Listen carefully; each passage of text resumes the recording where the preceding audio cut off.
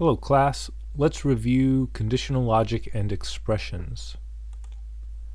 Let's start with flowcharts. So flowcharts are a way to graphically organize an algorithm, and an algorithm is just a set of steps to solve a problem.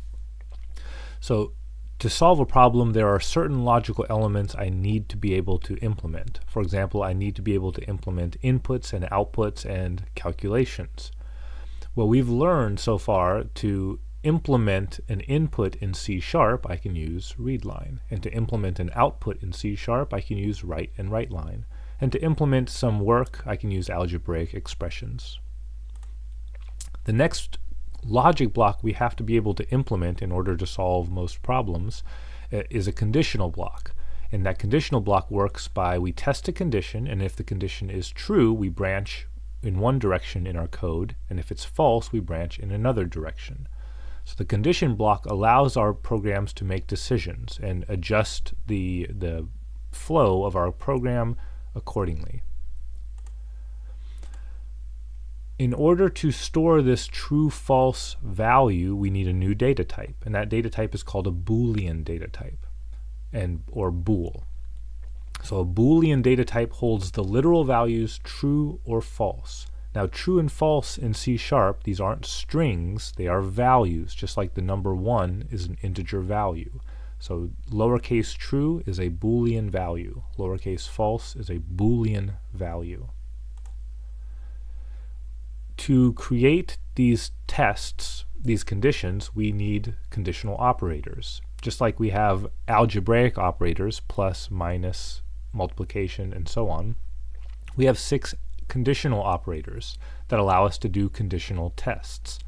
These conditional operators are the greater than, less than, greater than or equal to, less than or equal to, is equal to, and is not equal to. With these conditional operators, we can build conditional expressions. A conditional expression combines two values with a conditional operator. A conditional expression always produces a Boolean value. So for example, here I have a conditional expression, password is equal to kitten123, the string kitten123. This condition will either produce the value true if the password is equal to kitten123, or false if the password value is not equal. We also have 3 logical operators in C#. These logical operators allow us to combine multiple conditional expressions to create a larger conditional expression. So if I wanted to combine, for example, is your title equal to professor and is your salary under 10,000, we can build those types of expressions. So here I have a truth table that illustrates how the logical and, or, and not operators work. If I have 2 expressions, my expression A can either produce true or false, my expression B can either produce true or false, and here I have all the 4 combinations that I can get from combining expression A and B. The AND operator produces a Boolean value true only if both A and B are true. So if expression A is true and expression B is true, A and B is true. But if either A or B are false, then A and B produces false. Now the logical OR operator only requires one of the 2 conditions to be true. So if A is true or B is true, then A or B is true. So you can see here if they are both true, well definitely at least one is true, so that's true. If A is true, B is false, A or B is true. If A is false, B is true, A or B is true. But if both conditions are false in the OR case, then the entire expression is false. So AND is used if I need to require all expressions to be true. OR is used when I just need one of a set of conditions to be true for the entire expression to be true. Now the NOT operator, logical NOT, all it does is flip the true to false or false to true. So if A is true, not A is false. And if A is false, not A is true. Understanding the conditional operators and logical operators will allow you to think of a solution, think of a condition you want to test, and then you write the syntax to build that condition. All right, now that we can build conditional expressions, we can implement this condition block. And in C#, the syntax we use is called an if-else statement. And the way it works is we have the keyword if followed by the condition we want to test, and then we attach a code block to the if statement. And then following that if code block, I have an else statement with no condition, and then I attach another code block. And the way this syntax works is if this expression is true, I execute all the statements in the if block, skip all of the statements in the else code block. If this condition tests to be false, I skip the if code block and I execute all the statements in the else code block. So what happens is, whether this expression is true or false, I will always execute either the statements in the if code block or the else code block, one or the other, never both, never neither. The if statements can be, or the if-else statements can be nested inside one another. There's no limit to how many ifs and else statements can be put inside other if-else statements. So in this example, I'm testing one condition, and if this condition is true, I want to test a second condition. And if the first condition is false, I want to test a third condition. And so here you can see if my first condition is true, this branch, I have an if-else testing the second condition. Here's my if-else.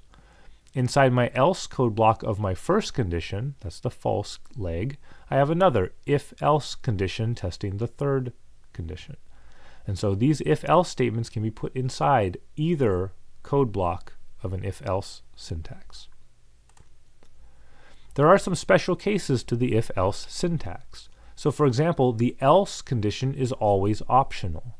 If you have a logic, if you're designing a solution to a program where you are testing a condition, and if that condition is true, I want to do work, and if the condition is false, well, I don't want to do anything extra, I just want to go on with my program. In this case, the else condition can be omitted.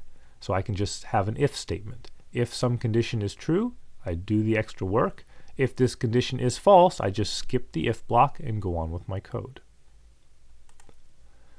Another special case exists if I'm trying to test, if I'm looking for one correct condition or one true condition from a set of multiple conditions. Okay, so the nested logic might look something like this. Well, if the condition 1 is true, I want to do work 1. Otherwise, else, I'm going to say, well, if the condition, a second condition is true, I want to do work 2. Otherwise, here's my else, I want to test another condition, and so on. And we can just keep on carrying this as far as we need. Well, I am able to simplify this syntax, and I show the evolution of getting from the starting point to the end point using something called if-else-if syntax. This is just shorthand syntax for implementing what we see on the left. The way the if-else-if syntax works is if my first condition is true, I execute all the statements in the if code block, and then I skip everything else. If the first condition is false, I then test my second condition. And if this condition is true, I execute all the statements in the second code block, skip all the rest, and so on. So when I go through this line of tests, I will always execute only one of these code blocks, never more than one. The else condition here executes if all of the above conditions have failed. When I'm trying to test multiple cases, multiple conditions, there is yet another syntax that I might use, the switch syntax. And the switch syntax is useful when your conditions are trying to test if some variable is equal to some matching value. Okay? So for example, if I said, let's see, if I said, what is your grade? What grade are you in? I could try to match a variable grade to maybe first grade, and then second grade, and then third grade, and so on. So the switch syntax, the way it works is we start with the switch keyword, and then I'm not testing a conditional expression, I'm just testing a variable that holds a value, like age, or grade, or name. And then I'm going to build a set of cases, and those cases will be followed by values that I'm trying to match on the conditional variable. And whenever I find a case, I'm going to take the conditional variable, test it against this first value, and if the conditional variable equals that value, I'm going to execute all the statements under this case until I hit a break. Once I hit a break statement, I exit the switch and I'm done. If the first case doesn't match, I test the next case, and so on until I find a matching case. The default case works like the else block. If I do not find any matching cases in my syntax, I will execute all the statements in the default case until I hit the break statement, and then I am done. Okay, so the switch statement is just an alternate way of building if-else-if blocks. Now that we have a Boolean variable to play with, we can make our parse method a little bit stronger. Currently, the parse method will crash if you try to parse or convert a non-numeric string value into a number. For example, if I were to call int.parse on the string potato, potato string cannot be converted to an int, so this would crash your program. It throws an exception. The TryParse method is a alternate to the parse method. What the TryParse method does is it returns a Boolean value true if the parse works, and it returns a Boolean value false if the parse fails. So we can use this syntax to test an input to see whether I can convert it to a number or not, and it won't crash our program. Now the output, instead of being directly returned from the method, the number is actually returned through this out parameter here, out result. And so let's look at a couple examples of how TryParse is used. So here I have three variables. I have an integer x, a double y, and a Boolean value that I named status here.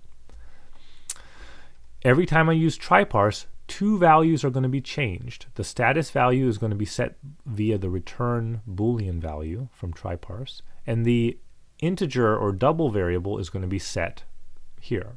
So let's look at how this works. If I were to pass in the string 123 that has the numbers 1, 2, 3 in it, and I try to parse it into an int, well, this is going to work. 1, 2, 3 can be converted to the actual number 123. So TryParse will return true, and the value assigned into x will be the number 1, 2, 3. So status will be true, x is assigned the value 1, 2, 3. If I tried to parse the value containing 1.23, I cannot convert this into an integer number. It's a double value. So TryParse returns the value false, and then x, the output variable, is going to be assigned by default the value 0. So whenever we cannot parse a number, the output is assigned the value 0. In our third example, I tried to parse the string ABC into an int. Well, I can't do that. So TryParse returns false, and x is assigned the default value of 0. Now I can try to parse into any numeric type. So we're going to try to parse into double now. Well, if I take the integer value 1, 2, 3 inside a string and try to parse that into a double, this will work. So we will return the status true, the Boolean value true, and y will be assigned the double value 123.0. So it takes, even though I have an integer characters embedded in this string, double.TryParse will assign y a double value. Now here I have the double value 1.23 inside a string. Well, I can convert that into a double, so TryParse returns true, and y is assigned the value 1.23. And then finally, I tried to parse the string ABC into a double. That doesn't work. TryParse returns false. Y is assigned the default value of 0. We can use TryParse now to build stronger user prompts. So the old prompt syntax we used, we had a write followed by a read. We tried to convert it into a number if necessary and save the result. But this syntax will crash if the user enters in a non-integer number or a non-numeric number. So here I have an example of a stronger prompt. Here I have a write followed by the read line, and I'm trying to parse the user input into this variable called val. I'm also saving the Boolean value that is returned from TryParse so that I can test, well, if that value that's returned is false, that means the user entered in some non-numeric number, and I can try to handle it. All right, let's do some test problems. So here I have 3 problems listed for you to practice your knowledge. You can pause the video and try them out. In a minute or two, or in a couple seconds, I will work through them with you.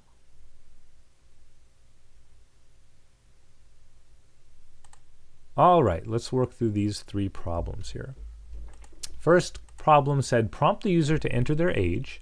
If the user enters a non-integer number, display not a valid age.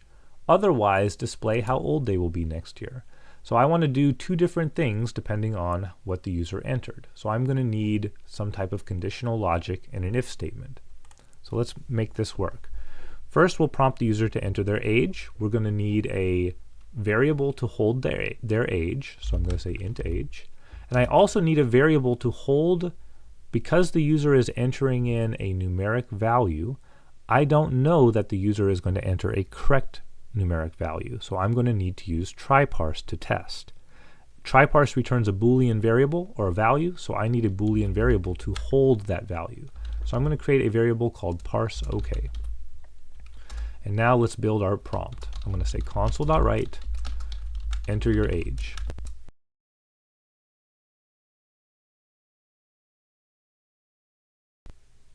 There's the right portion of our prompt. And then we're going to follow it up with our TryParse syntax. So I'm going to say parse OK is equal to int.tryparse console.readline. We're reading in the user's result, and I'm going to try to store the result into the variable age. Okay, this is our initial prompt. Now we can do the work, but we need a test to see did the user actually enter an age. So I'm going to say, well, if that parse OK value holds the value true, that means the user did enter a number that I could test. So I'm going to convert how old, I will print how old they will be next year. Console.writeline. Next year you will be this years old, and insert my age +1. I know I can do this math because the user gave me a value that could be converted into a number. Otherwise, else, I'm going to print not a valid age. Console.writeline, not a valid age. All right. So this is a way of handling a numeric input that you don't know if it's going to be an actual number or not. Let's look at the next example. Prompt the user to enter a shoe size. If the user enters a non-integer value, output not a valid size. If the user enters a negative number, output the shoe size should be a positive number. Otherwise, output thank you. So we have 3 tests here. We're testing for, is it a number? Is it negative? Is it correct? So I'm going to use and only one of those 3 options needs to be correct. So I'm going to use the if, else, if syntax here. First, let's set up the prompt. I already have that Boolean parse OK variable that I'm going to reuse, but I need a shoe size variable. So I'm going to say int size. And let's go ahead, we'll make this double size to change it up a little bit. All right, let's set up the initial prompt. Console.write, enter your shoe size. And then we're going to read in the result and try to convert it into a number. So I'm going to say parse OK is equal to double.tryparse. I'm going to try to parse the user input, console.readline, and store the result into my size variable. There's my initial prompt. Well, now I need to do some tests. Well, I'm going to say, well, if that parse OK is equal to false, that means they did not enter in a valid number, right? So we will say console.writeline, not a valid size. Else, I have a second condition I want to test. Well, if it was a valid, if this condition is false, which means the user entered in a good number, well, then I want to test to see if the value was negative. So I'm going to say, well, else, if size is less than 0, I'm going to say console.writeline, shoe size should be a positive number.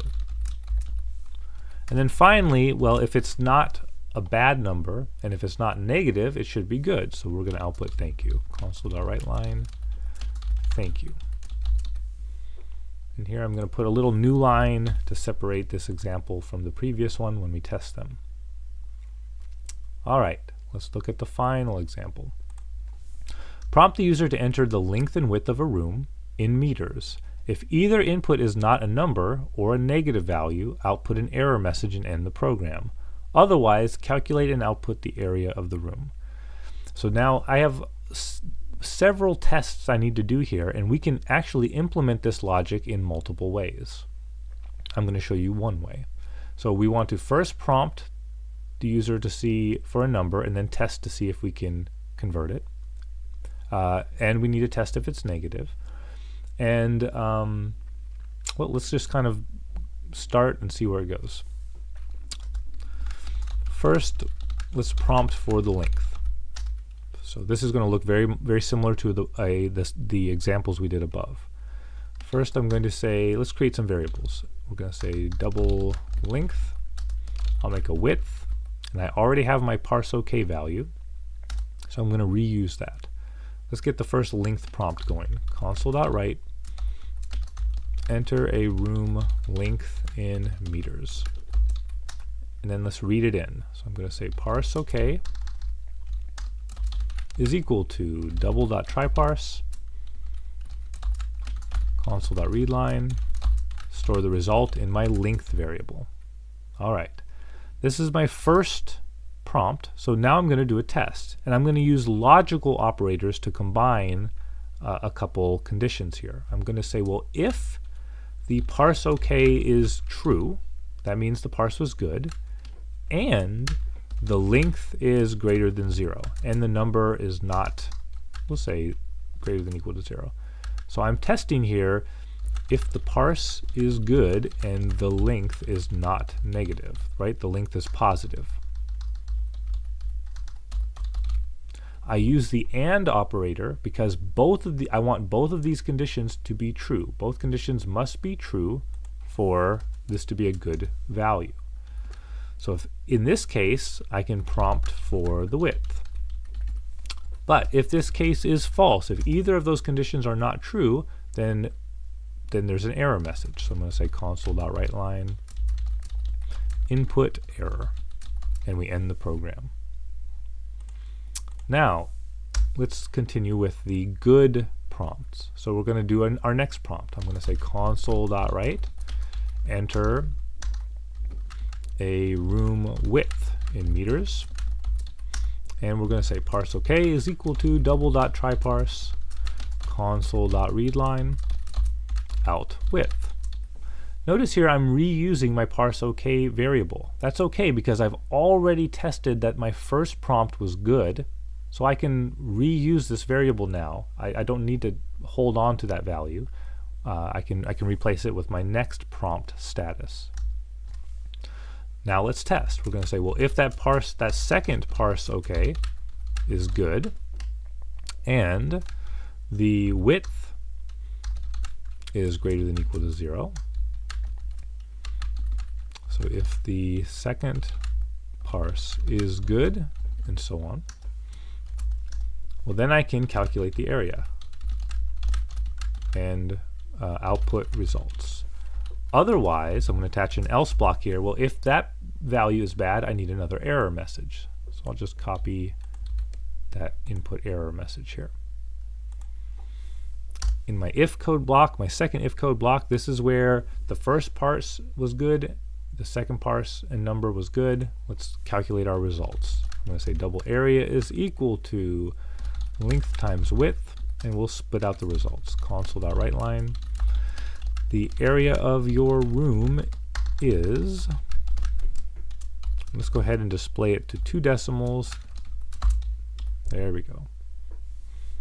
Now let's test some of our examples. I'll put a new line here to separate the results. First of all, I'm going to test all 3 of my programs under fail conditions, all 3 of these examples under fail conditions. All right, we say enter your age. I'm going to enter in kitten, which is definitely not a number, and so it says not a valid age. So as a reminder of our first syntax, we tried to parse that kitten value into an integer, but it failed. So the parse OK value did not get a true value, it got a false. So the if condition failed, I skipped the if code block executed the else code block. All right, let's look at the enter your shoe size. Here I'm going to enter in a negative number. We'll say -4. And it says shoe size should be a positive number. Well, when we tried to parse that -4 into a double, it actually worked. So the parse was true. Parse OK held the value true. So this first condition was false. We skipped the if block. We tested the second condition. Well, is the size less than 0? Well, it is. -4 is less than 0. So this condition is true. So we output the shoe size should be a positive number. All right. Let's look at the next example. It says enter a room length in meters. If I were to say kitten, we would see that because the first parse was not true, this condition ended up being false, and we went down here and executed or output input error. Let's test under another condition here. All right, let's test some good conditions here. So we say enter your age. I say 42. Next year you will be 43. So in this case, TryParse successfully took the string 42 that I typed, converted it into the number 42, and TryParse returned the value true.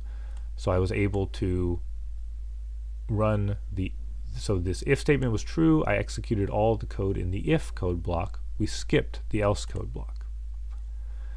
All right, enter your shoe size. Let's enter in 11. It says thank you. In this case, we successfully parsed the string 11 into a double. So parse OK equals false was not true. I skipped it. Size was 11, so size was not less than 0, so we skipped it and we executed the else block. All right, finally enter a room length in meters. I'll say 12.3. Then I got to the next prompt. I say 11.1. In this case, my length prompt both parsed correctly and the length value was greater than 0, so we entered the if code block. Then my second prompt parsed correctly and the width was greater than 0, so we entered the second if statement. We were able to calculate the area and display the results. Now there are still a couple more cases through my code that I haven't tested, and when you build conditional logic, you want to test every single condition to make sure there's no hidden errors. But I hope this helps kind of get you back into conditional logic and expressions.